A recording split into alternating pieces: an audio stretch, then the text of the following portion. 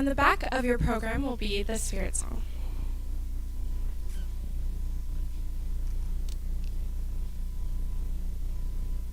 Please join us along in singing. I will sing it first, and then you can join me, or we can all sing it together.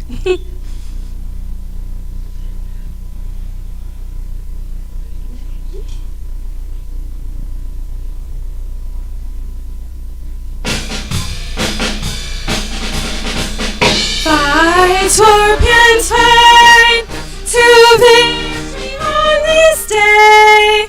Dawn black and gold, be great, be bold, for all Nevada State. Go, fight, win! Fight, scorpions, fight, to victory through and through.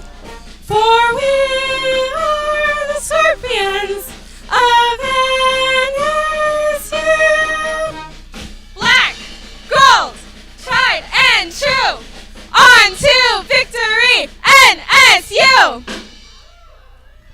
So, I am in fact expecting some more spirit for the second time around, so we're going to try that again. Everybody, on the back of your programs.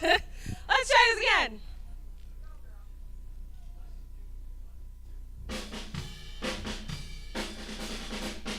Fight, scorpions, fight, to victory on this day. Dawn black and gold, be great, be bold, for all Nevada State. Go, fight, win! Fight, scorpions, fight, to victory through and through. For we are the scorpions of NSU. Black, gold, tried and true. On to victory, NSU. Good job. Nice work, everyone.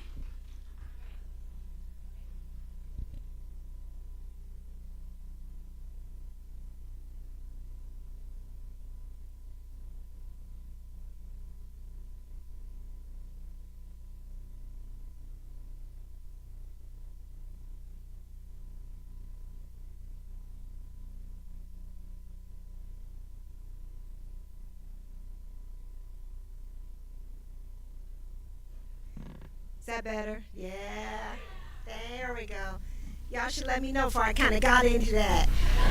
That's all right. Let me say welcome, and so glad to have those of you here in the room and those who are online viewing us today for our first annual convocation here at Nevada State University. And I'm the proud president of this glorious institution. I'm excited about that fight song. I know several of us need to learn the words, but I'm all on the hook. The hook got me, so I'm all in that. Black, gold, tried and true, on to victory, NSU. Thank you, everyone who is here. Let's join in a round of applause for Melody Glover, our alumni marketing events. I always say we have some extremely talented people at Nevada State, and when you start to pull back the onion, you start to see a whole lot of gifts that exist here. So led by Dan Johnson, she was joined by Pro Arts Brass, and many of you recognize this group. They have been a part of our commencement. I think we heard Danielle say she's been doing commencement 11 years, and they have been with us all of those times. So it's only perfect they would be a part of our first annual convocation. Dan, who is not only a very talented musician, teaches music courses here in the School of Liberal Arts, Sciences, and Business. So we're quite excited to have him and the team here. I'm going to ask you to stand again as we prepare to do our national anthem.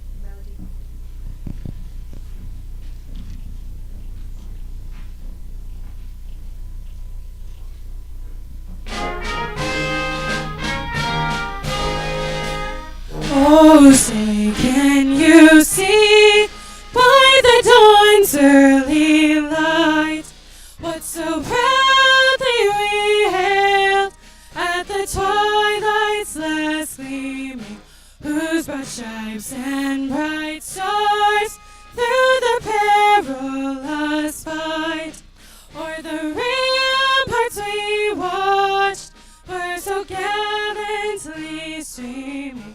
And the rockets ringing, the bombs bursting in air, gave proof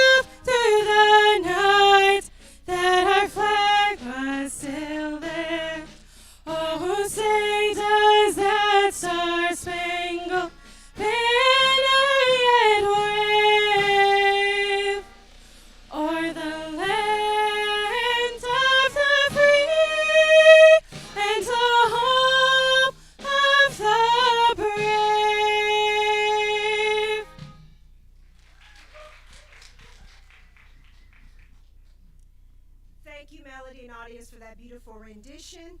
Now, many of you heard me say at our New Nevada State celebration that it was about celebrating a new era for our institution. Today is yet another milestone in our institution's continued evolution, a formal convocation. Look at us. We're doing something again, continuing to grow and stretch as an institution. And there's so many people here that we want to thank and acknowledge for the work that went into this, but I could not capture everyone, but there are a few people who are in the audience that I want to acknowledge. Certainly from our border regions, Regent Amy Carvalho and Regent Carol Del Carlo. Thank you all so much for being here. You are always phenomenal support to us. This thank you. From our students, faculty, and staff, thank you so much for being here. I love seeing the energy and the spirit that is here. Nevada State alumni and our community partners, you all have been tremendous in helping to support the evolution of our organization. And we put a lot of thought and intentionality into today's program in curating an experience we think is particularly important. Today we have an opportunity to hear from our tremendous keynote speaker, my friend, Nicole Lynn Lewis, our student body president, Kevin Osorio Hernandez, and a sneak peek from NASPA at some of the incredible first-gen work that we are focused on here, and their remarks, just a few from yours truly a little bit later. And then we're going to have a wonderful fireside chat to reflect some of the work that's happening here at the organization and to hear their thinking in response to some of the experiences from today. We're going to have Professor Christine Baldry, our former Faculty Senate Chair, Ms. Beth Vasquez, Administrative Faculty Affairs Committee Chair, Ms. Phoebe McKnight, our Classified Council Chair, and again, our Student Body President speaking and joining that group. So, ladies and gentlemen, I have the privilege of introducing Nicole Lynn Lewis, a remarkable advocate for change who is probably one of the most important voices happening today around a student success agenda for a very special population of students. She is the founder and CEO of Generation Hope, a nonprofit dedicated to breaking the cycle of poverty by empowering teen parents through mentorship, emotional support, and financial resources. She's a celebrated author, speaker, and a beacon of hope for those pursuing their dreams and doing that against all odds. Nicole's personal journey from being a teen mom herself who pursued a degree with her infant child in tow drives her to ensure that less than 2% of teen mothers graduate before the age of 30 is a statistic of the past. Today, Generations Hope is expanding its mission nationwide, celebrating and coordinating with universities, colleges, and policymakers to support the nearly 4 million parenting students thriving and striving for degrees. Nicole's dedication to education and economic opportunity earned her recognition as one of the luminaries by the 1954 Project and the prestigious Black Voices for Black Justice Award. Nicole holds a master's degree in social policy and communication from George Mason University and a bachelor's degree in English, from the College of William and Mary. She and her husband, Dante Lewis, reside in Maryland with their 5 children. More importantly, we are going to be in for a treat today. I say that as someone who loves this woman dearly, but has watched the transformation of the nonprofit that she has led and how she has taken the nation by storm in terms of the work that she's doing. Please join me in welcoming this inspiring force of change, Nicole Lynn Lewis, to the stage.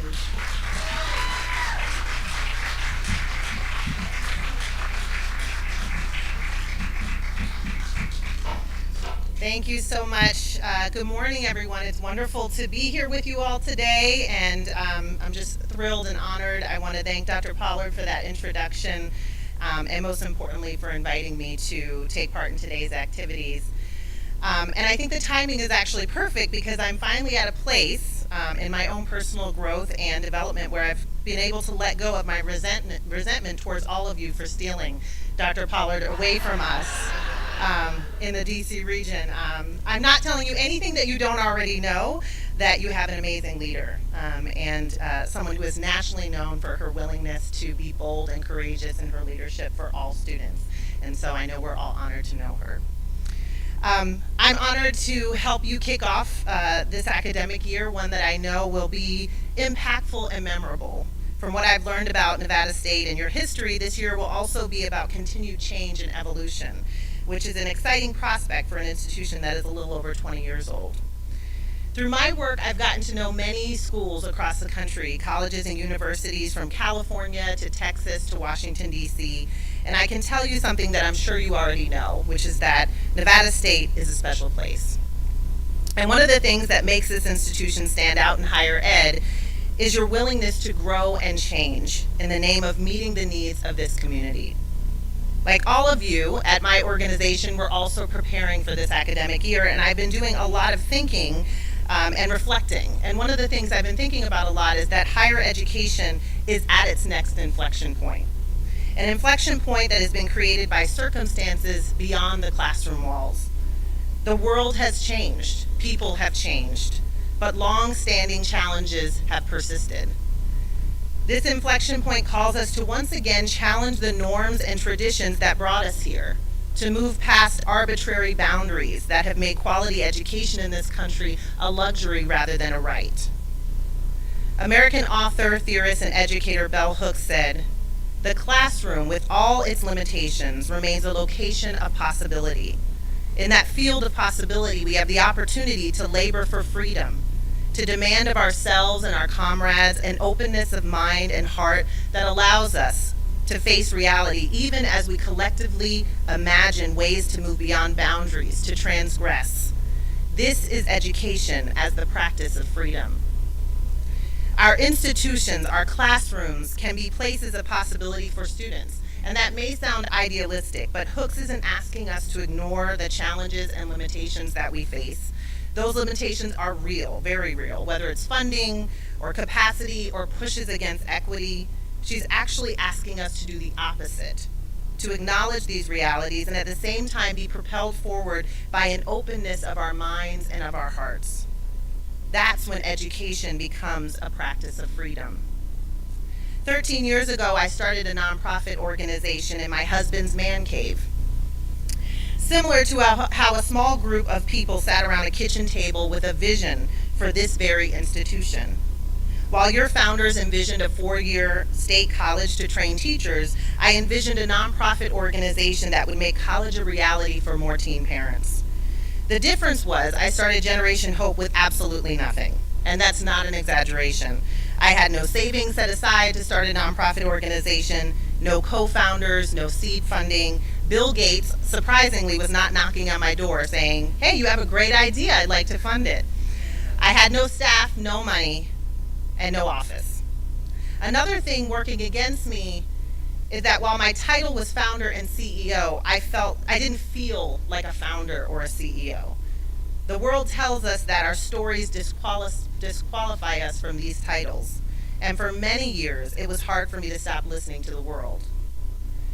When I was a senior in high school, I found out I was pregnant. I was an honor roll student. I was taking AP classes, and I was involved in a ton of extracurricular activities. In fact, I'd just been accepted into several different schools when I discovered my pregnancy. People told me, despite all of that, despite me being a strong student, that my life was over, literally, and that I wasn't going to be anything. I wasn't going to be successful, and that I didn't deserve college. Let me read an excerpt from my book, Pregnant Girl, that describes how crushing that moment was for me. Pregnant. A hot, fleshy, intense aching. That's what I felt like someone had shot me right where the baby was supposed to be. I exhaled slowly, letting my chest sit empty for a moment, almost as a punishment. I needed to feel the physical sting of what had just ripped through my heart, the painful clarity that I was now instantaneously different, inherently bad.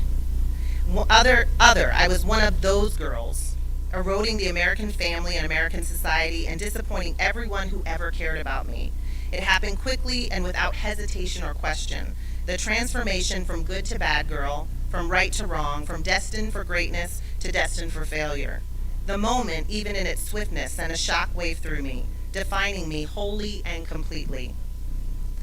The next year of my life was full of homelessness, abuse, and a growing belly. In fact, the day I found out I had been accepted into the College of William & Mary and Hampton University in Virginia, I was 8 months pregnant living day to day in a Motel 6. No one I knew went to college as a young mother, which makes sense because fewer than 2% of teen mothers earn a college degree before age 30.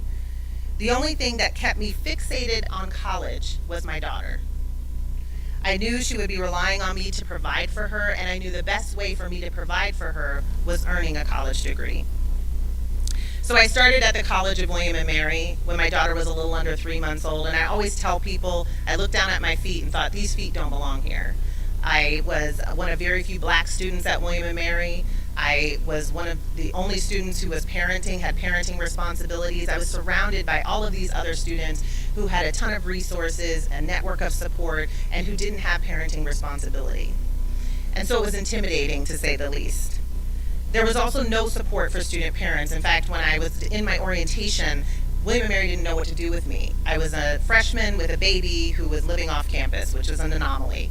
And so they lumped me into an orientation group with transfer students who had 2 years of college under their belts, who weren't parenting, who had a meal plan and a residence hall. I ended up leaving that group because we had nothing in common and had to navigate my way around campus on my own. And that really symbolizes what the next 4 years of college were like for me. I had no money to pay for rent, and my apartment was falling apart. There were days that I didn't have heat in the winter, and I would have to pack my daughter and I up in my bed with loads of blankets to keep us warm.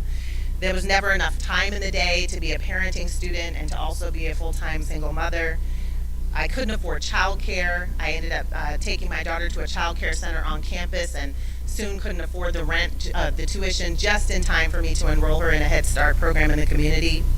And there was no one who understood what it was like to be a parenting student at William & Mary. I was often scared to disclose the fact that I was a mom to my professors and to other people because sometimes there was a punitive response and other times there was a welcoming response. Also, navigating public benefits was a nightmare, and having gas in a car that was constantly leaking oil, so transportation was always a challenge. But at the same time, those next 4 years were transformative for me.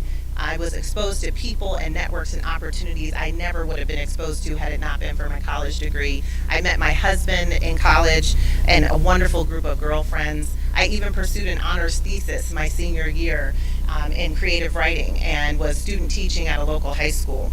So I was living sort of in this paradox of constant survival mode, but also excelling and thriving academically in an environment that wasn't designed for me.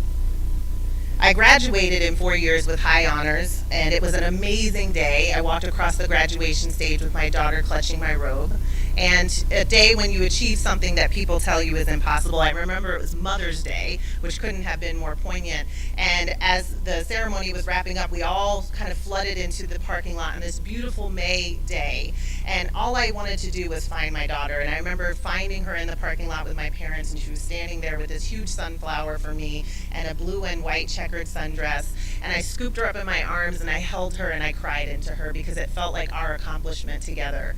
And in my mind, she was going to say congratulations and you're amazing, and I pulled away and looked at her and she said, "Are you done with classes now?" That's all that she cared about. So I had this overwhelming desire to give back when I graduated from William & Mary because I felt like it shouldn't be this hard, and other young parents and student parents of any age should have the resources and supports that they deserve to get a college degree. And I moved up to the DC area. I was working for a little company you may have heard of called Geico, doing regional and national public relations for them. So here I was flying in Warren Buffett's jet, meeting with VPs of $1 billion company. It was clear to me how much my degree had not only transformed my life, but my daughter's life. And I wanted to volunteer with an organization that was doing this work, that was helping teen parents become college graduates. And when I started doing the research, I found that none existed in the DC region and very few across the country. People just don't put college with teen parents together. And so I realized that through my lived experience, and I had shifted into the nonprofit sector, that I had the ability to start a nonprofit organization that needed to exist in the world. And this brings me back to my point about not being a founder or CEO, or not feeling like I was founder or CEO material. I was a former teen mother who had slept in cars in my high school parking lot. I had skipped meals so my daughter could eat. I wasn't the person who goes on to start a multi-million-dollar nationally recognized organization. except that's exactly who I was and exactly who I am. And it turns out the world was wrong. Today, Generation Hope is a $7.6 million organization with 40 employees. Thank you. With 40 employees directly serving 200 teen parents in college as well as their children across 4 states and advocating nationally for the economic mobility of student parents and families. Since 2010, we've celebrated 172 college degrees, worked with 450 teen parents in college. We've given out $1.3 million in tuition assistance and impacted more than 100,000 student parents across the country through our partnerships with 16 colleges and universities, helping them enhance their student parent work. In 2021, I published my memoir, Pregnant Girl, a memoir that I took 13 years to get published because people told me no one would buy it and no one would want to read it. And in 2021, NPR named it one of the best books of the year. In June, we received a multi-million-dollar gift from philanthropist Mackenzie Scott to fuel our work, the largest gift in our 13-year history. What began as a single dream of a former teen mom has grown into so much more. And as I reflect back on how we got here, there are a few things I want to share with you in hopes that they help you in propelling Nevada State forward. The first is, get clear on your why. Generation Hope makes college possible for teen parents and student parents, but our why goes far beyond that. We're actually dismantling poverty and removing barriers to economic mobility, wealth, and power for families. That's our deeper why. Too many organizations and institutions don't have a clear sense of their why, of their larger purpose. Knowing your larger purpose in the world allows you to make bold decisions and to dream bigger. Nevada State grants post-secondary credentials to students. To what end? Why does the world need this institution? What problem are you helping to solve? What is your larger purpose? And if you know your why, is it guiding your work? Is it influencing your leadership and your decision making? Because it will change things. Are you trusting it as your North Star and letting it guide you and grow you in new and different ways? For 8 years, Generation Hope had been doing really important, impactful work directly with families in the DC region, and we could have continued to do that work and to do it well and to impact hundreds of families. But it was our why that necessitated us to do more. Our why called us to launch systemic change work with policymakers and higher ed partners, and our why called us to grow to a new community outside of the DC region, and that's New Orleans, which we just launched in July. How do you truly accelerate economic mobility for families without addressing the systems that they operate within? Without helping colleges figure out how to best serve them? And without showing that families can thrive with the right supports regardless of their geographies? So getting clear on your why. The next thing I would elevate is don't play small. Generation Hope is planning our first national conference in New Orleans in March. And by the way, you're all invited. Your boss said that I could invite all of you. I want to see you there.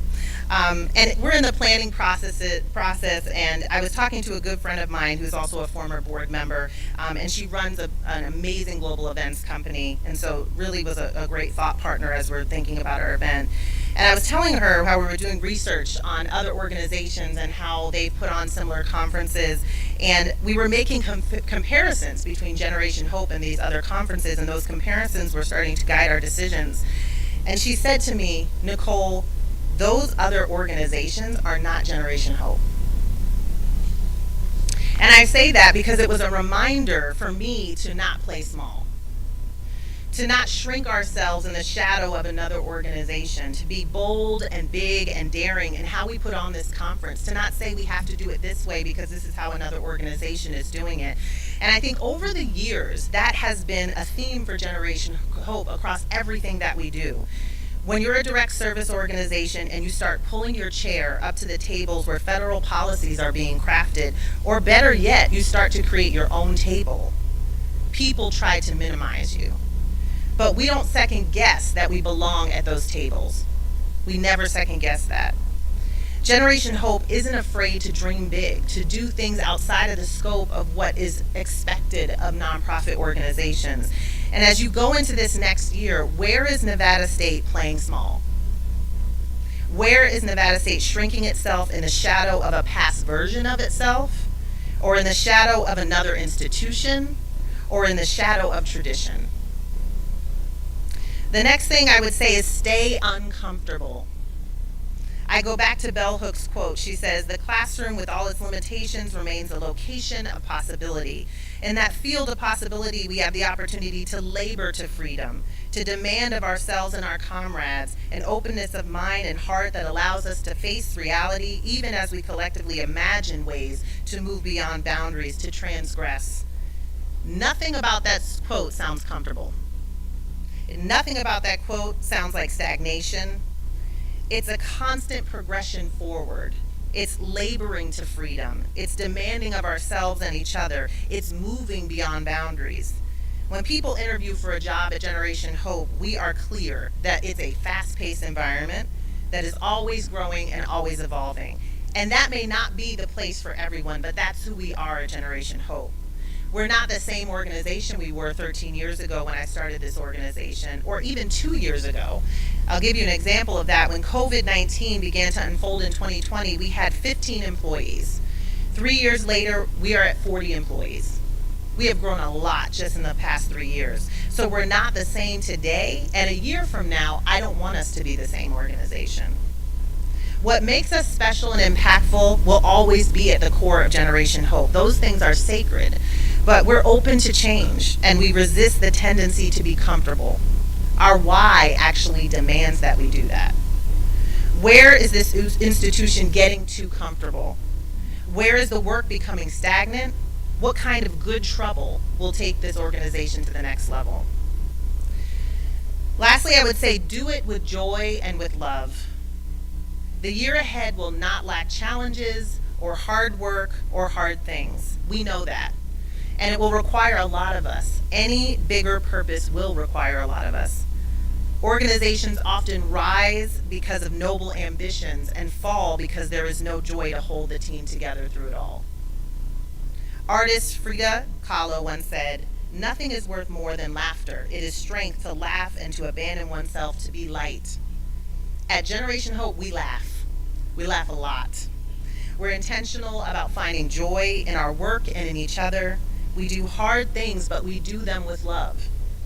We shouldn't be where we are today. We wouldn't be where we are today if we didn't prioritize baby showers and pizza parties and scavenger hunts and just carving out time to get to know each other as human beings.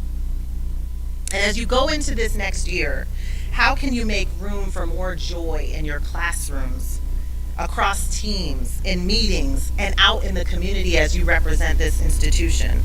How can you make that joy and that love so infectious that it attracts even more people to the mission of this institution and what you're trying to manifest in the world? Now, I've shared with you just a few things that have helped us grow at Generation Hope over the years, and I want to leave you with a story that I think about often when I need a reminder of something that's vitally important in all of this work, across all of the things that I've elevated for you today. I have 5 children. When my oldest son started kindergarten a couple years ago, one day in the first few weeks of school, I was picking him up from the bus stop, and we were driving home, and I asked him, what do we always ask our kids when we pick them up from school? Right? How was your day? What did you do in school today? They never want to answer. But I did get an answer from him. He rolled his eyes, of course, and then he said to me, the same thing we do every day. And I said, what's that?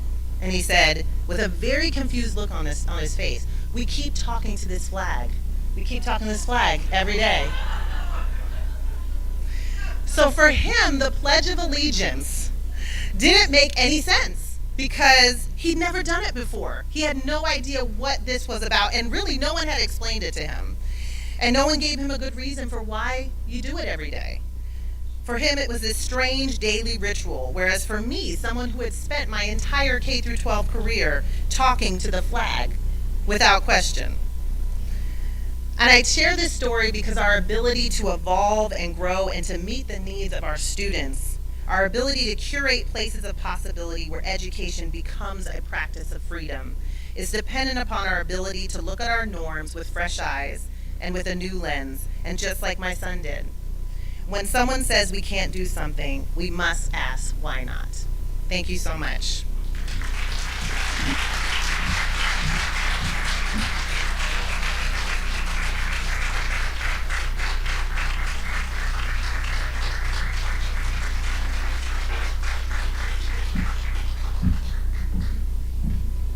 Anybody want to join me in the Nicole Lynn Lewis fan club? You only saw a glimpse of her excellence and what she does with Generation Hope, and I'm just grateful that I get to call her friend and partner and thought leader because that's what she's doing across the nation. It is now my honor to introduce Dr. Stephanie Coleman, Vice President of Student Affairs.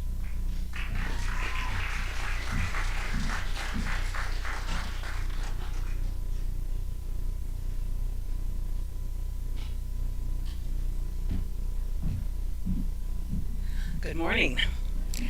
Again, I'm Stephanie Coleman, Vice President of Student Affairs. And if you're asking yourself, what is Student Affairs and what does this lady do? My response is pretty straightforward. I work with some of the best people on this campus who care about how Nevada State engages with students and how students start to create memories and experiences at Nevada State. Who are some of these best people? Well, my mind immediately jumps to our student wellness team. Mental health and basic needs is not a secret at Nevada State. We support our students who strive for a healthy mental health. Our Trio and Gear Up teams, two programs that support the seamless and successful transition from high school to college with continued support once you arrive on campus. Our Disability Resource Team empowers their students to stand boldly in their truths regarding how they decide to learn. Our Career Services Team, the group of professionals who will help you professionally communicate your skills and experience to potential employers or graduate schools. And Student Conduct. Correction and adjustment is a part of life, and Nevada State has boundaries, as well as opportunities to learn and grow when those boundaries are breached. Housing. Experience living on your own and preparing for the next part of your personal journey if it includes moving out of your parents' house. Our Office of Student Life team, developing employer-ready and personal life skills through clubs and orgs, targeted programming, and a robust student government. And finally, orientation and student transition. The team responsible for new student orientation, our peer mentors, our peer ambassadors, Sankofa and Fame, First Year Fest, and First and Fierce. Well, what is First and Fierce? First and Fierce is our very own program designed to support first-generation college students as they maneuver the college experience. Nevada State University is proud that over 50% of our students are first-generation college students. We are so proud we graduate more first-generation college students than any other demographic on campus. And I am so proud over 90% of the employees in Student Affairs are first-gen graduates. I am equally proud of my coworkers who boldly identify as first-generation graduates. First-gen Nevada State employees, let us see you in the house. Raise your hands, stand up. There you go, there you go. Yes, yes. Nevada State University is the college of first choice for first-generation college students in the Valley. And better understanding how first-generation college students experience college is our priority. Kevin Kruger, president of the National Association of Student Personnel Administrators, aka NASPA, has projected the largest demographic of students entering college will be first-generation college students. To demonstrate how serious we are about first-gen work, we have applied and were selected to participate in a program through NASPA's Center for First-Gen Student Success. We are currently in the first scholars phase, where we are learning and improving our efforts to support first-gen students. And at this time, I am honored to introduce Dr. Sarah Whitley, Vice President of the Center for First Generation Student Success with NASPA, who will share more insights about the value of this program. Thank you.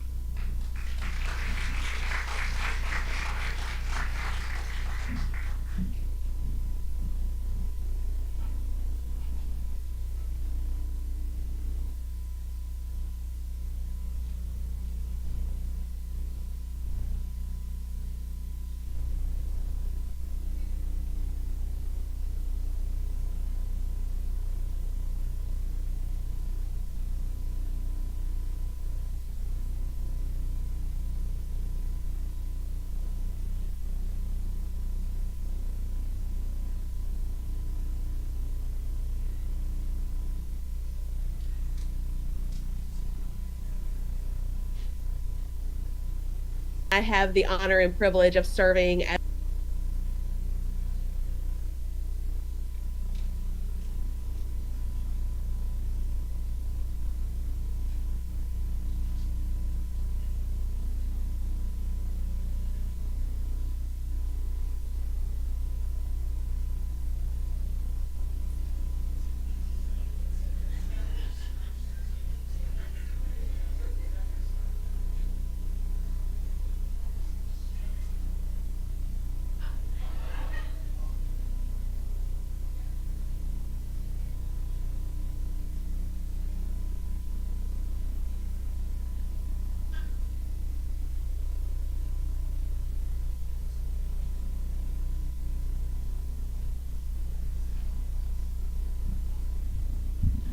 So can you guess what this is?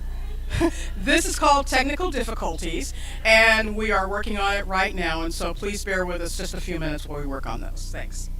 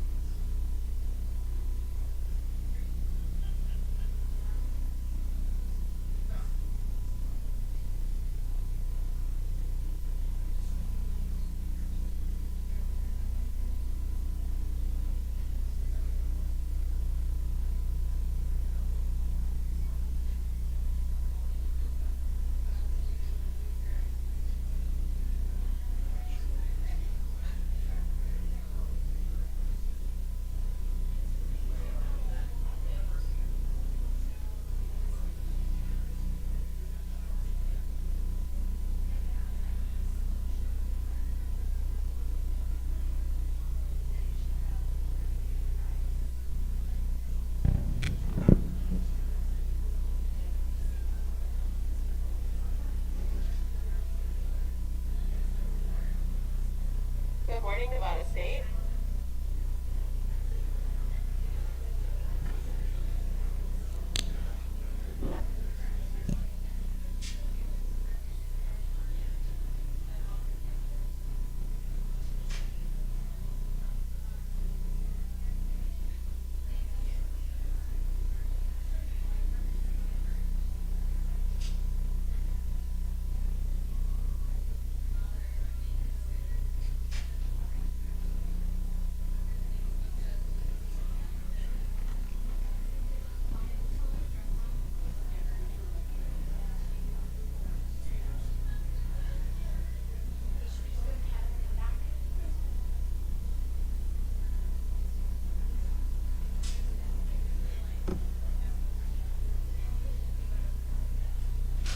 Good morning, Nevada State. I think we might be back up and running now.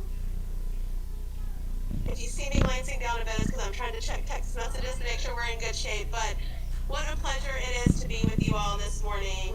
I'm so sad to not be with you in Nevada, but it was such a bonus for me this morning to have a few minutes to hear about the wonderful work from Generation Hope that I always admire so much. And so I offer my sincere thanks to Dr. Pollard and the wonderful team at Nevada State for the opportunity to join you all just for a few minutes this morning.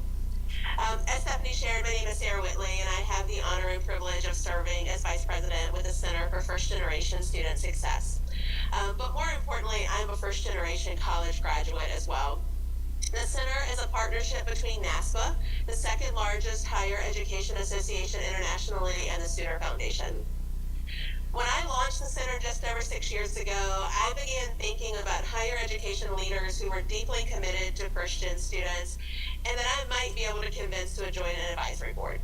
I soon learned that a local community college president was not only personally a first gen champion, but was leading her institution to think with intention about how to serve this population.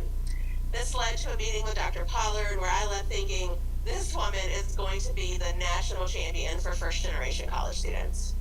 She now serves on the center's board, graciously answers my many requests for assistance, and when the opportunity came to join Nevada State, she immediately called me and said, this place has an amazing landscape, and I think it's available for better serving and supporting first-gen students through approaches that are sustainable and scalable.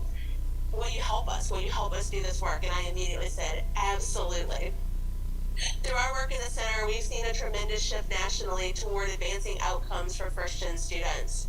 For many years, that was a moral imperative, and rightfully so. First-gen students deserve the promises that higher education is offering. But today, it's also a business imperative. As we see changing student demographics across higher education, serving first-gen students in new ways is essential to survivability.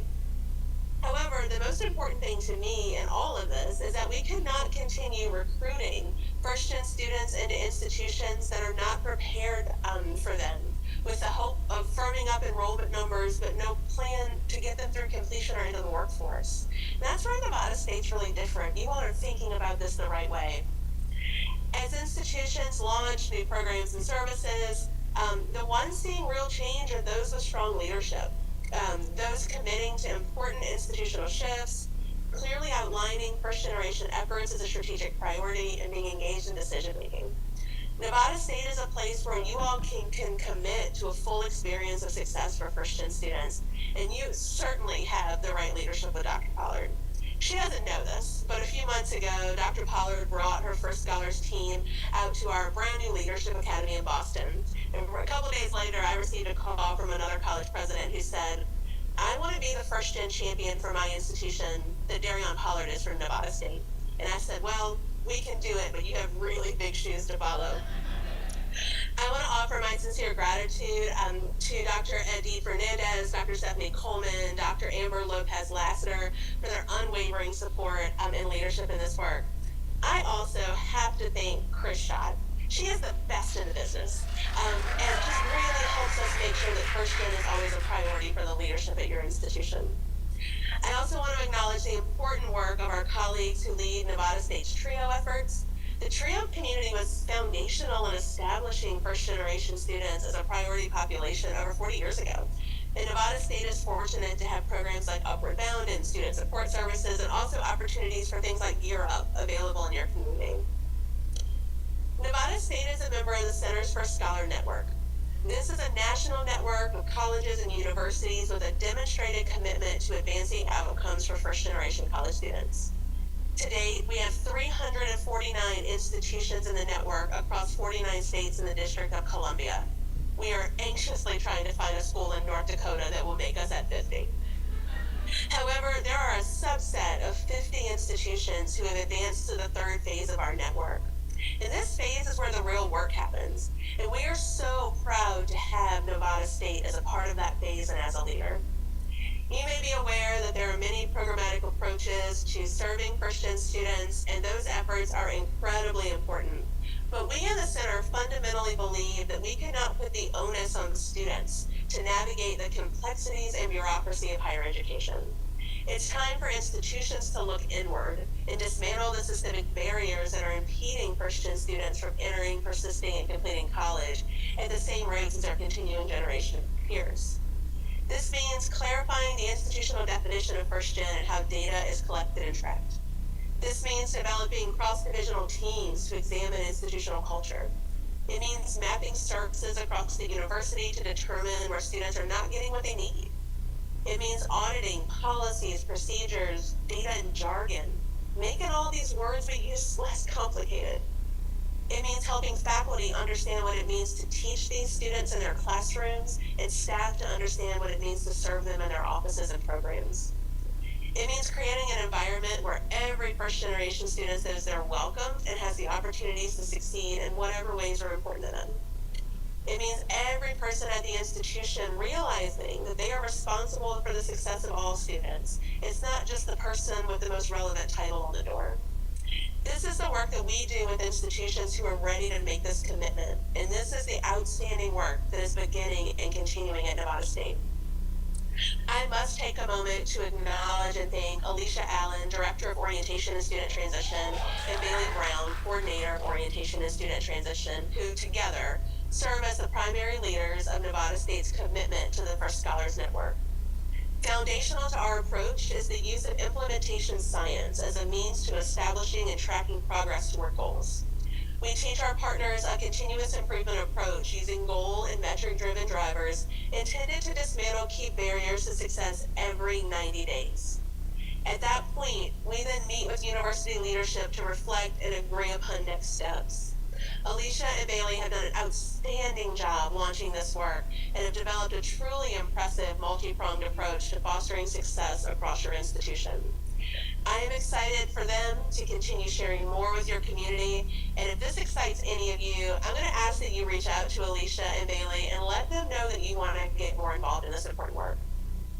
As part of the First Scholars experience, Nevada State had access to a custom diagnostic tool developed by the center that measures institutional perceptions of how first-gen students are being served. It is a starting point to creating an internal landscape report, allows us to make key recommendations, and allows leadership to have additional data for decision making. Then, in partnership with our team of experts assigned to lead Nevada State through this work, real progress gets to happen. A few months ago, 54 members of the Nevada State community were asked to complete the inventory, and 40 submitted responses, which is a pretty good response rate. In the coming days, our team will deliver the full report and presentation to your leadership, and we will also make this available to the larger community. While the report is rich with data and insights, it is important to the institutional commitments work and the clear understanding from your community that serving first-gen students is a top priority. This is not something we always see with our partners, even those most deeply committed to this work. And it is an outstanding indicator of how Nevada State is positioned to move this work forward. There's an incredible amount of good work already happening at NSU, and this report is a step in more great work to come. With the recent financial commitment made to Nevada State to advance first-gen efforts, we want to support you in making evidence-based, data-driven decisions that are best for your unique context and to meet the best needs of your students. Please know that the work doesn't stop there. Through First Scholars, our team will lead Nevada State through implementing a core conceptual framework designed for institutional and student programmatic change. We will deliver monthly workshops, aid in joining our national community of practice. We will unlock professional development opportunities for your whole community. We will provide data dashboards through the National Student Clearinghouse Post-Secondary Data Partnership, and much more. But most importantly, our team will be a constant presence through this experience and throughout Nevada State's pursuit of becoming a champion campus nationally for first-gen students. I have no doubt that Nevada State is well on your way to that designation. We also recently had an opportunity to send a team to Nevada State to film a video about your commitment to first-gen efforts, and we're very excited to see that final product in the next week or so, and excited to share that with you all soon. As you can likely tell, this work is both my personal and professional passion. Higher education gave so much to me as a first-generation student, and I know the generational impact it can have on students, families, and communities. But what excites me most is that no matter who you are or what role you hold, you can change how you are approaching first-generation students today simply by considering what's in your sphere of control. Is the jargon in your office confusing to students? Is your syllabus a bit overcomplicated and could be clarified? Are you publicly identifying as a first-gen graduate or ally so more students are willing to come and chat with you? Do programs or teams you lead have clear leadership opportunities for students? Do you have students who work full-time or care for their families, and are they able to access services at times when they're actually available to come to campus or get on a phone with someone? Nevada State is on a path to becoming a national leader for first-generation students, and it's going to take each of you to make that happen. You'll often hear me say that what's good for first-gen students is good for all students. By applying a first-gen lens to your work, you are helping every student at your institution, and honestly, your faculty and staff too. Please know that you have the full support of the Center for First-Generation Student Success as you move forward, and we have a whole host of resources, support, data, and expertise available to you. And if you're a little more excited today about thinking about this, visit us at firstgen.naspa.org. We're happy to support you however we can.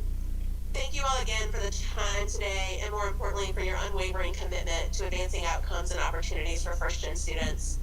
We are excited to be your partner in this important work and look forward to the generational change you're going to make across Nevada. And I'll leave you with a question that drives our teams every day. How will you move first-gen forward? Thank you all so much for the time, and have a wonderful rest of your first convocation.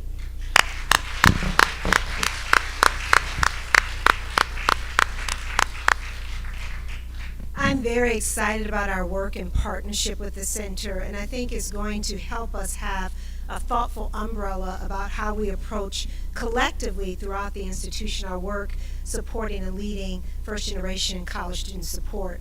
That being said, I have the privilege to introduce Kevin Osorio Hernandez, the president of the Nevada State Student Alliance. He is a native of Las Vegas, Nevada, and a first-generation Guatemalan American. Kevin is pursuing his Bachelor of Arts in History, Pre-Law at Nevada State. At the core of Kevin's mission is the belief that everyone, especially students, deserve a seat at the table. With an inclusive mindset, he recognizes the vital importance of diverse perspectives and actively works to ensure that all voices are not only heard, but also valued. Kevin's dedication revolves around creating an inclusive and equitable environment where students feel empowered to contribute their ideas and experiences, fostering a brighter and more inclusive future for all. Please join me in welcoming Kevin to the stage.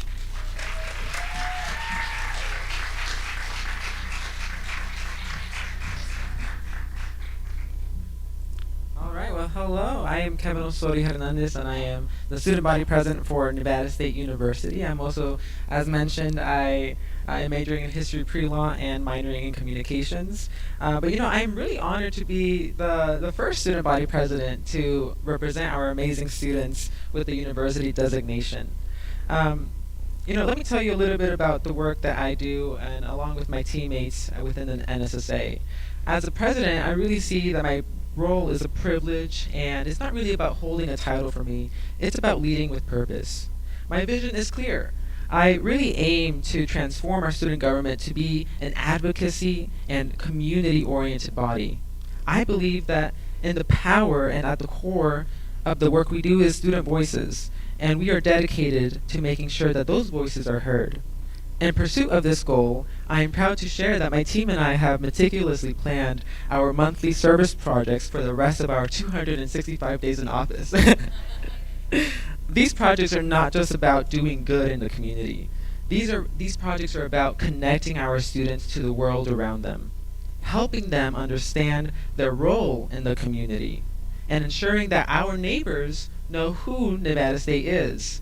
Every time I'm out in the community, I tell them, "Oh, I'm from Nevada State, CSN now." And so to me, this is the profound work of what we do, and what my goal is aiming to do. Together, we are building bridges and really fostering a sense of belonging that transcends the Nevada State borders. Let me also share with you a little bit about my journey. I am a Guatemalan American, a first-generation student, and this experience has been nothing short but profound. My parents only achieved a middle school education, and I am acutely aware of the sacrifices they made for me. Their dreams were intertwined with mine, and I carry their hopes with me every day. Being the first in my family to pursue a bachelor's degree means that I am not just changing my own narrative, but I'm also changing the narrative of my family and my ancestors as well. I also think about our first generation students who are present here today. Melanie Lopez, who is a profound student leader. Alexia Rivera Perez, who is a profound community leader. I know I saw Caitlin Isabel Cruz somewhere here too. And really, I'm just so honored to really have these students be present today. Zanai Smith, Nini Ellis as well. And these students to me are really at the core of me seeing themselves in them, but them seeing themselves in me as their leader as well. And truly, within that, I'm always just inspired by their individual stories and their successes and how they go ahead and really transform their own lives and their family lives as well. And our journey really serves as a reminder that education is not just a privilege, it's a transformative force that has the potential to uplift entire families and communities. My journey as a first-generation student, our journey as a first-generation student, has shaped the perspective of my commitment to this role. In one of my meetings with Dr. Pollard, I actually mentioned her. I mentioned this name change is a time of transformation. And I'm incredibly happy to see that we are currently doing these transformative works within our institution. And I also look forward to working together with the rest of our student body and, of course, with our leadership, and with our regents too, to really transform the core of what we represent for our students and to really aim for a brighter future for Nevada State University. Thank you.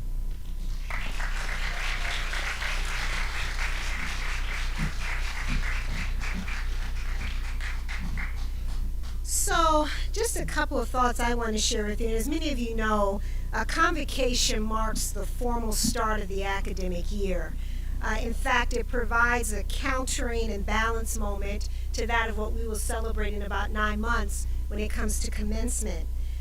Convocations signify the end of summer break and the start of something new for an organization. They call on us to honor the work that has been done to get us where we are, and they allow us to focus on the work that lies ahead. They also provide us the opportunity to declare our intention and our vision for the year ahead. With these purposes in mind, I think it's incredibly appropriate that the first convocation ceremony as Nevada State University is a time when we think about new traditions, and then we think about how we want to show up as an institution in the spaces that we operate. As Nevada's newest university, what better time is there for us to define and rally behind our intentions for the future? While it is true that today's ceremony is an inauguration of sorts, I want to challenge us all, our professors, our students, our staff members, our family members and supporters, our community leaders, to focus on the hard work that we have ahead. I'm not just talking about the hard work that each of you will do individually in the spaces that you occupy at Nevada State. And I know that's going to be challenging work and that you're going to have to overcome obstacles and disruptions. And I know that you'll constantly have to attend to your priorities in order to be successful. That's a given. And I know that we're all capable of that success. Today, I'm asking you to do the hard work necessary to succeed as a community well into the future. Together, we have an appreciation that the maturity that we have as an organization and what the journey that we have been on to achieve that. We must inventory our strengths and our weaknesses and our challenges that have brought us to here today, and we must envision a new future. Now, this is critical work. It is important that all of us as members of the Nevada State University community be a part of that. Your hard work, studies, and perseverance will have a long-term impact on the future of this organization. Now, earlier you heard from our keynote speaker, Nicole Lynn Lewis. I'll say again, isn't she remarkable? I sincerely believe, and I say this every place I get to go, that Generation Hope is one of the most significant and noteworthy nonprofit organizations serving students in higher education. I'm really proud that we've had the opportunity to have her join us here today and to participate in this convocation and to help us see and realize how obstacles can also be important stepping stones into the future. Now, I've known Nicole a long time. I remember when she started her nonprofit and the work that she did in transitioning out of the man cave into beautiful spaces that she's in now. And I've been tremendously inspired by her miraculous story throughout that time. I think we all can appreciate the grit and determination that it took for Nicole to achieve her academic goals as a teen mother with a 3-month-old baby. But then she took her personal stories and success and built it into a way that she can serve others around the country. I know that working with Nicole and Generation Hope, that this was not an easy transition, and it was a lot of work that went into that, as you heard from her today. Since founding her nonprofit, she faced enormous challenges. Generation Hope has had to pursue successes where it could, and then reinvent itself where necessary. Nicole and Generation Hope faced these challenges and persevered because their mission, their why, is so important. Forging pathways to economic opportunity through education for teen parents is absolutely critical work. And after hearing Nicole's story, I want to remind you all of something that is equally important. Nevada State University has its own miraculous story. It was never guaranteed that we would be standing here today. In fact, when I talk to some of the OGs, they talk about the number of times this institution was doubted, and those who suggested that we close or that our relevance was not necessary. It was perhaps never guaranteed that we would be participating in this ceremony today as Nevada State University. We started over 2 decades ago as a vision of a handful of community leaders, and we were born, and we persisted because of the intentional efforts of many who advocated for our success. And we continue because we had hard work and dedication of all of our students, our faculty and supporters who share in our vision and our mission. And yes, the renaming that we appropriately are proud of validates all of the work that so many have done over the years that got us here today. But here is the point, my friends. We cannot simply be the progeny of a good idea for its time. We must strive to be more, to do more, to serve more, and continually seek to be the best that we can for the mission and for the why of what we exist to do. And that's true of all of higher education today. And I would argue that it is especially true of us because of our mission, the students we have the honor of serving at Nevada State, and the communities that need us to serve them deliberately.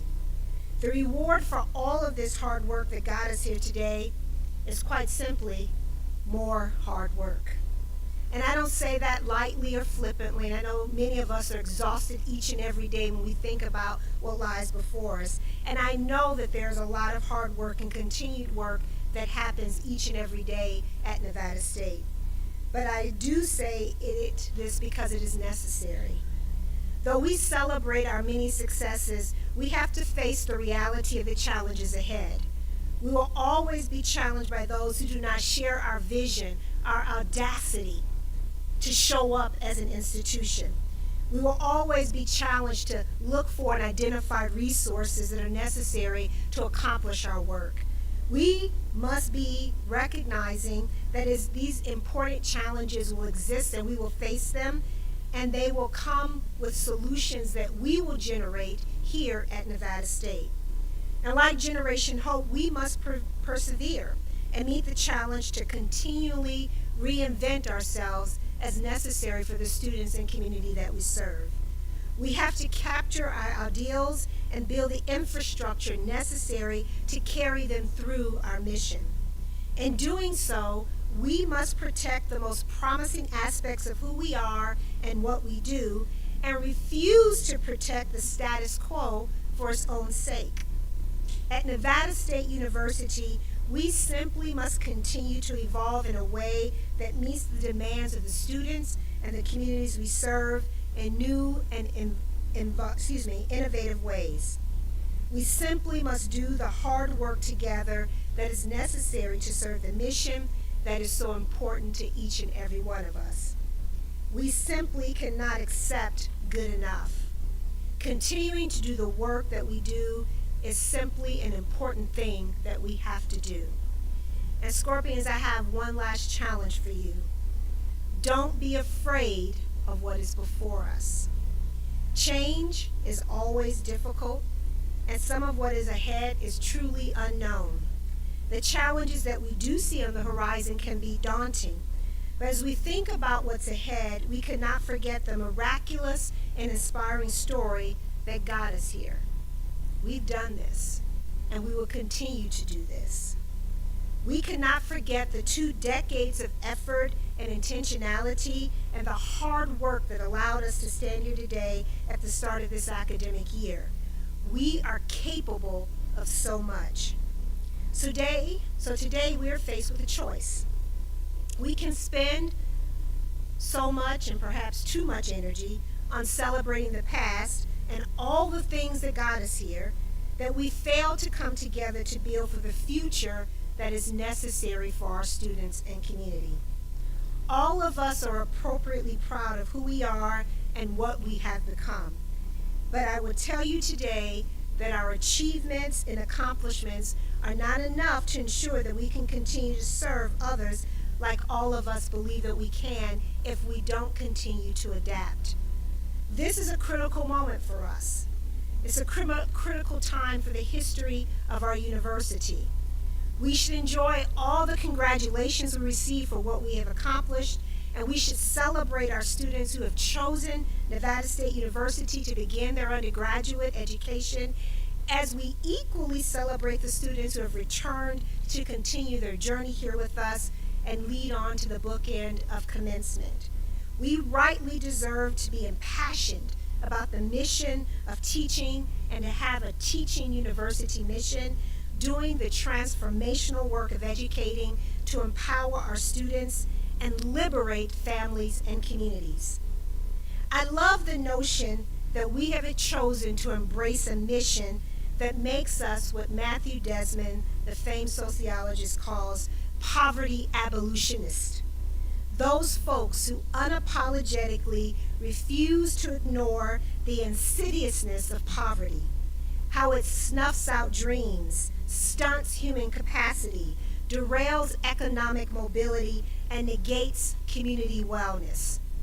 Dare I say, Nevada State University, that we willingly accept the calling to bear witness to and to act to thwart the forces that ignore the lived experiences of our students, to mute their voices, to erase their existence from higher education.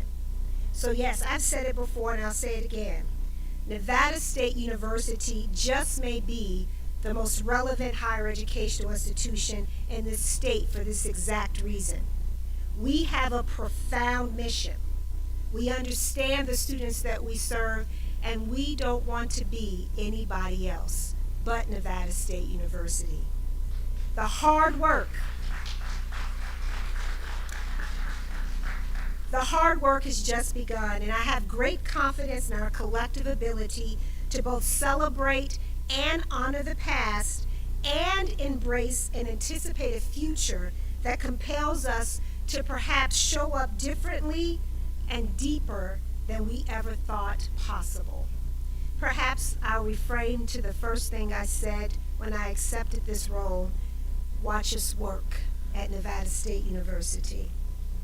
Now, we have a few giveaways that I think is what folks really came here for today. I'd like to introduce Aaron Keller, Vice President of Advancement and Marketing, who is going to help us while we do a brief transition as well. All right, hello. I'm actually going to go down because they're going to change the stage a little bit so we can get ready for the next part of the afternoon, morning, whatever it is, and I get the giveaway. So this is really cool. You see this, the spin over here? This is how you're going to get a name chosen to be part of the winning. Now, how'd you get your name on there? You registered for this event. So, see how we're using that little messaging here that we're going to register for events. All right. First one is a pair of folding chairs. My understanding is the gifts are in the back, or that they'll be available. They're right here. Never mind, right in front of my face. There you go. All right, pair of folding chairs. Nick, spin. Diana Morgan. That is not planned. It's our team. It's not planned. Sorry. All right. One of those amazing picnic blankets. I don't know if you've ever used one of these before. They're so great, especially when you're at the beach, because they've got that like vinyl underneath. They're amazing. All right, Nick, spin. Oh my gosh, the anticipation.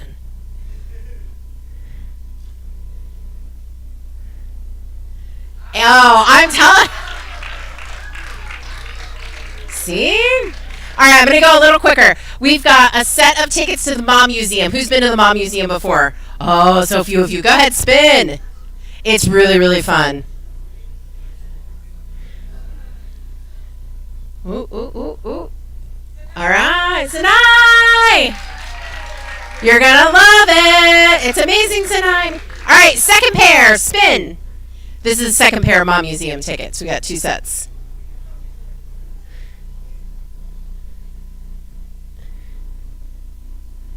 Ooh, ooh, ooh, ooh, ooh. Alicia!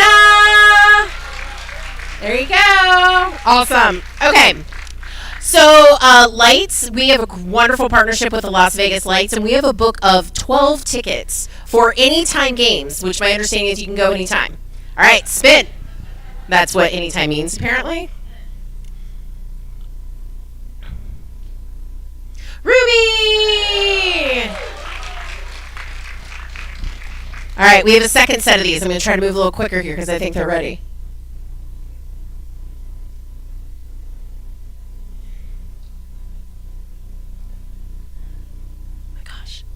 Ivy! Okay. All right, who's on TikTok and knows Keith Lee? Yes, yes. You know Keith Lee? Keith Lee is a food influencer here in Vegas, and we have a $20 gift card to one of the restaurants that he is rated and says is amazing. It's called the Coffee Class. One $20 gift card, Coffee Class. It's really good. It's these Pop-Tarts that are incredible. Lauren. She's still here? You got to be present to win. Is she here? Uh-oh. Does anybody know who she is? Like, is she here or not? Okay. All right. Well, we're spinning again for this is the second set, and if we have to come back, this is the second $20 gift card to Coffee Class. Stephanie. Stephanie here? Oh, no. She had to go. Oh, my gosh. You have to be present to win. All right, we got to keep spinning.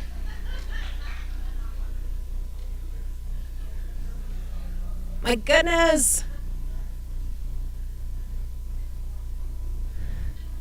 Oh, Tony. All right, we got one more Coffee Class to keep spinning here. And then we got 2 more amazing things after that. Da, da, da. Dalton!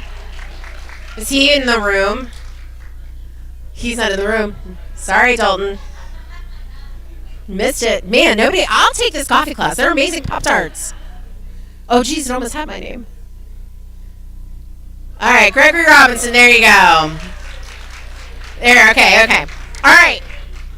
Here's the one I'm really excited about. We have a copy of the Pregnant Girl book. Spin it up. No, I know. Who gets it? Who gets it? Ricardo! Do you want to spin again?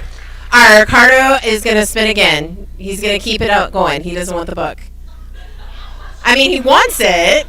He wants it. He's just being nice. Danielle will take it. All right, last item is a swag bag full of Nevada State University swag. New swag.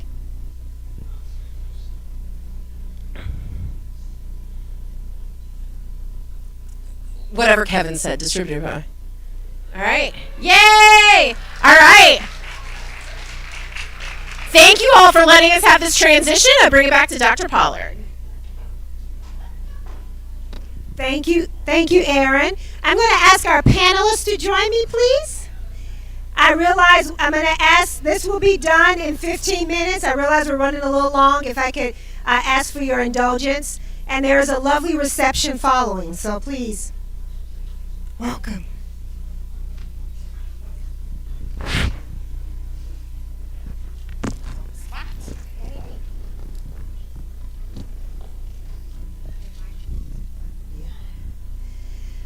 So this is going to be informal, and I know you all saw the questions ahead of time. Do you need your? Oh, she said, why she put you on blast? She said she don't need them. What I thought was important, we wanted to end the convocation with an opportunity to hear from some of our leaders within the institution have been elected by members of the college community to share their reaction to today's experience and some of the things that stood out to them in their observations. So I'm going to ask, maybe I'll go from that side to this side, which this the first question. Maybe you'll introduce yourself and then share a little bit about your observation or at least reaction to some of the things you experienced today. And there's a, is it?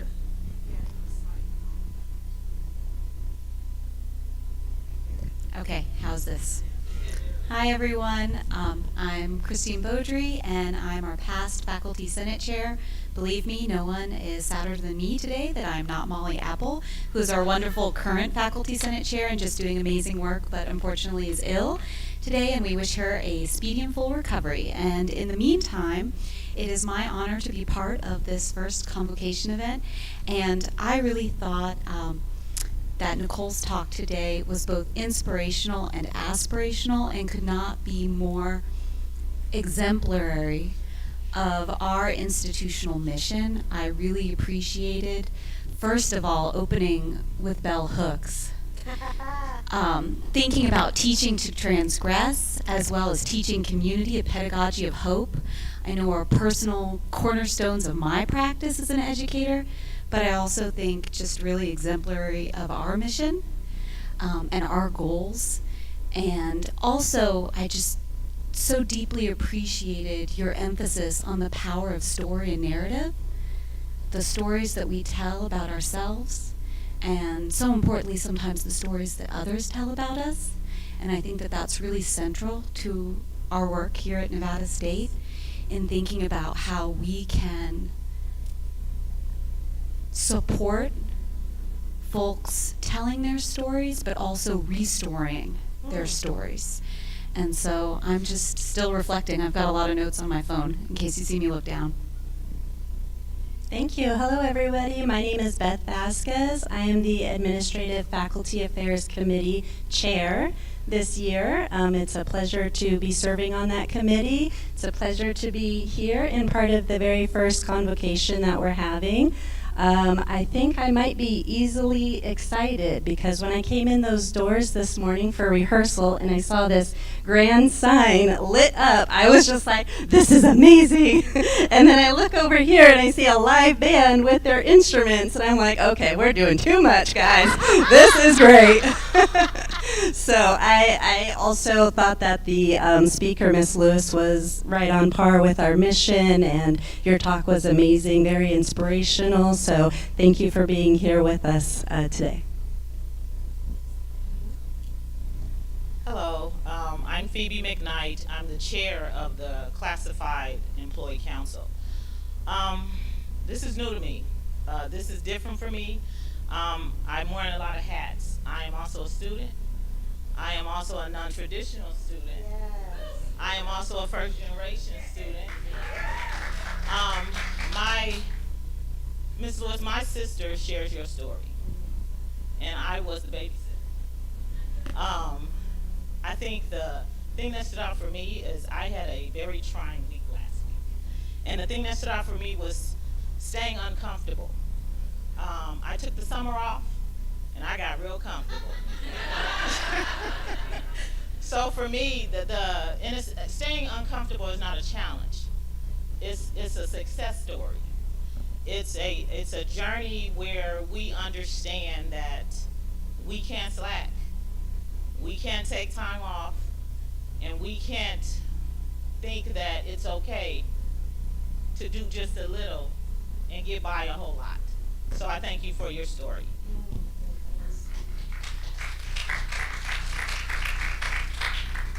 I'm Kevin Osori Hernandez, and as I mentioned, I'm a first-generation student majoring in history, and I have a minor in communications.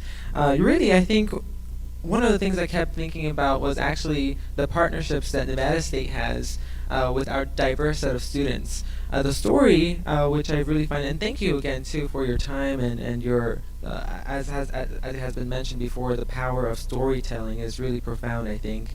And I was reminded of Baby's Bounty, with the work they do to serve our parenting students and to ensure that students who are parenting can make sure that they have a successful story in their journey of education.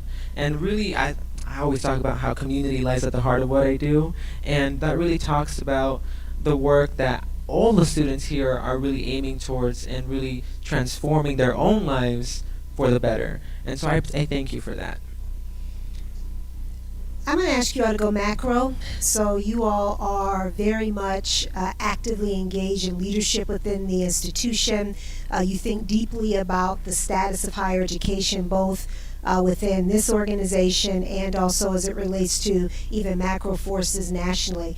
I'd love to hear from you all one thing that excites you and also one thing that possibly concerns you about the future of higher education. And I ask this based on even the context of this conversation this morning. I'll start off with you, Kevin. You know, the one thing that excites me is, as we call ourselves the new majority, I really think about who in Nevada will be targeted towards getting an education. And when I see the diverse set of students here in our institution, I am so proud to really think about how the diverse set of students in the state of Nevada will go ahead and achieve their education, because as we know historically, that education hasn't been for folks who look like me or like Dr. P or anyone else that really is in leadership, right? I am really excited to see the prospects of who our population will change what a higher education will look like. One of the things that also scares me, I might say, is as I notice there is a movement across the nation of higher education being targeted, and from Florida to Texas and different areas within those types of states. That's one of the things that concerns me, but I really do say that with the power of students and with the voice of students, I'm also reminded of the student movements of the 1950s and 1960s, and I am always thinking about the power that students have. And that's one of the things that brings me hope, that I don't really see that Nevada will go ahead and be like those other states and target the ethos of what higher education is and what we teach. And I'm also thankful that our regents are here too, so thank you for that.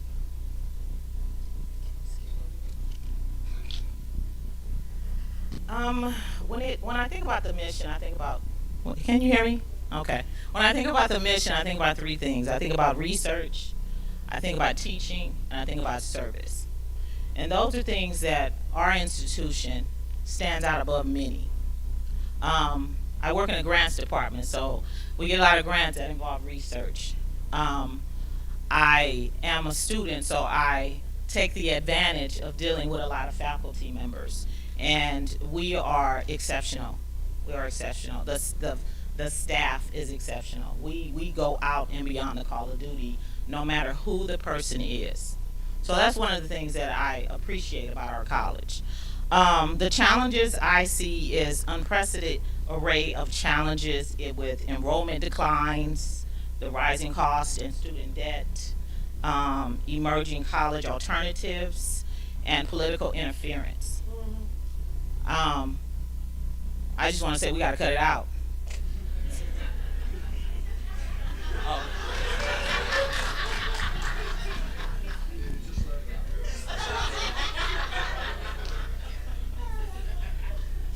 Thank you. One thing that excites me about Nevada State is that I feel we are above the bell curve on where students are coming from to receive a degree.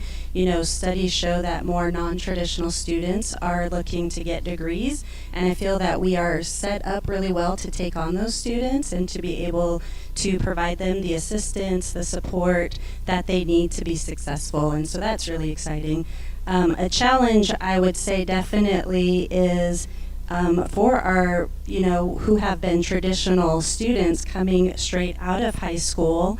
They watch TikTok and think that they're all going to be millionaires just from going to the beach, and it doesn't work that way. Influencers. Influencers, thank you, yes. So just making sure, too, that we don't leave out our traditional students, making sure that, we are reaching them, that they know of Nevada State, they know what we're here for and who we serve.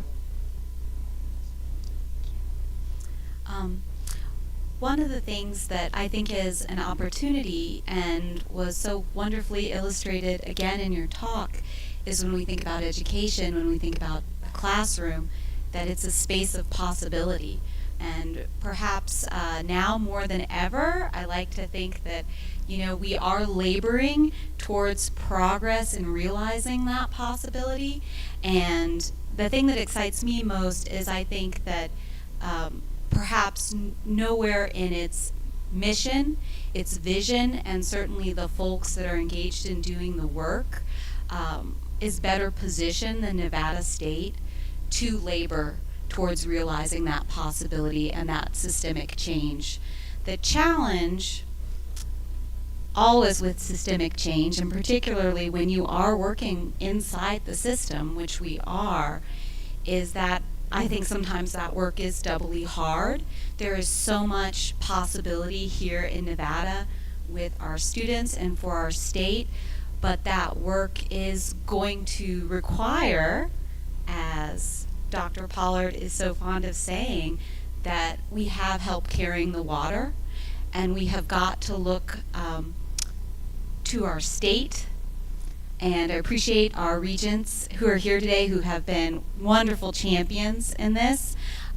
But we know that Nevada funds per pupil spending below the national average. And we know this at a time when so many students need more support to realize these possibilities and this change. And so I think we are going to have to really reflect at a time when our state is generating tremendous revenue where we want to invest in possibility and in change, and think about how we can all come together to do this hard work.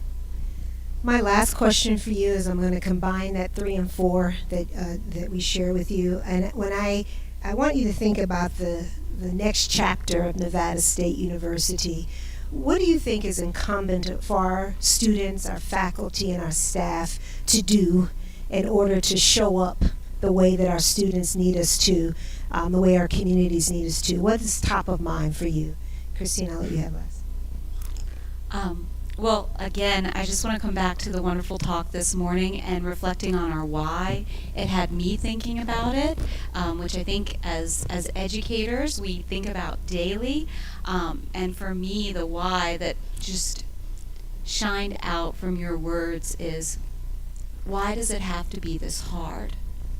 Right? Why does it have to be this hard for our students? And how many of us have felt in a time in our life, why does it have to be this hard? And for me, I think, and for many of our faculty and staff who are engaged in this work, the why is helping to do the work, the hard work, the labor, so that it doesn't have to be this hard and this much work for someone else. And when we struggle and when we sometimes can't make as much progress there, can we at least walk alongside so that those doing the hard work can do that work with and in community? Thank you, great answer. Also, something that I took away this morning from the message that Ms. Lewis gave was continuing to evolve, not getting comfortable, but continuing to push ourselves and to really, work harder, work smarter, not harder, right? And so that's something that we need to continue to look at. How can we evolve? How can we make the work easier for the next person and continue to make these changes? As far as our next chapter, as a classified employee, I appreciate that Dr. Pollard listens to every voice. I appreciate that so much. I believe the next chapter should be a continuous of leaders that don't mind listening, who aren't afraid of the word no, who can turn no into on we go.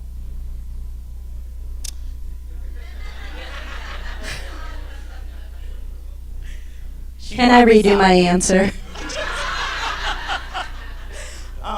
As far as how I see the faculty, staff, and students, I see us as a collective unit that need each other to survive for survival. Therefore, working to elevate means striving to do more in the first face of adversity. Thank you. it's going to be hard to follow that, I will say. One of the things that I really think about with the future of Nevada State in our next chapter is one of a symbiotic relationship between our leadership and our students. I had a conversation with Tony about what does a provost do, and even when we had the provost search here, some students in the interview, they were like, what is a provost? I don't know what that is until I was here in this interview. So for me, it's really about exposure to students. And one of the things that I'm really happy to do, and actually on a note that in my work that I do as a president, is also bringing students and sharing my space with my meetings with Dr. Pollard, so that students can also have a chance to speak with the college president, with the university president rather, right? And doing so, for me, this is about exposure and having a symbiotic relationship that students are not afraid to come up to our leadership, not afraid to come up to our staff and really have a conversation on, this is what's going on, and I love to talk about it. That's the next chapter that I envision for Nevada State. Well, I'd like to think the future of Nevada State University is in good hands thanks to the work that you all do. Thank you for the invitation to be a part of this. Thank each and every one of you, those of you in the room and those who are online watching. It means a lot for us, I think, to pause as an organization and honor some of these academic rituals. They're essential to the future of Nevada State University. I want to thank again my sister friend, Miss Nicole Lynn Lewis, for showing up the way she always does and asking us to remember the why and not to be afraid of the hard work, to constantly evolve, and to also claim the joy. I thought that was an important part of the message. We're going to have some joy. We're going to have a reception after our program today. I want to thank my beloved for also showing up. I know it wasn't about me. It was about Nicole and Reggie. So that's always good to see. We're going to have one more sing-along. I believe we have Miss Melody is going to come forward, and then I'm going to ask everybody, and then we're going to do a recession out, and we're going to take it away, please.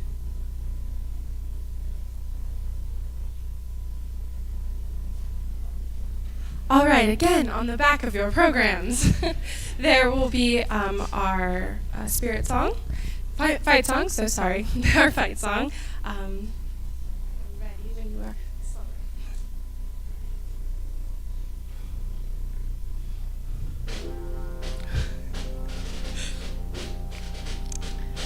In the land of Nevada, in the hot desert sun, dwells a bright band of scholars who are called the Scorpions. All for our country is our motto and creed. Nevada State, battle born to succeed. So we'll fight with Nevada State pride.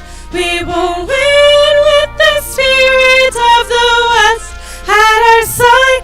We will climb up Mount Scorpion with hearts that are bold, and there raise our banner. Oh, we'll hail black and gold.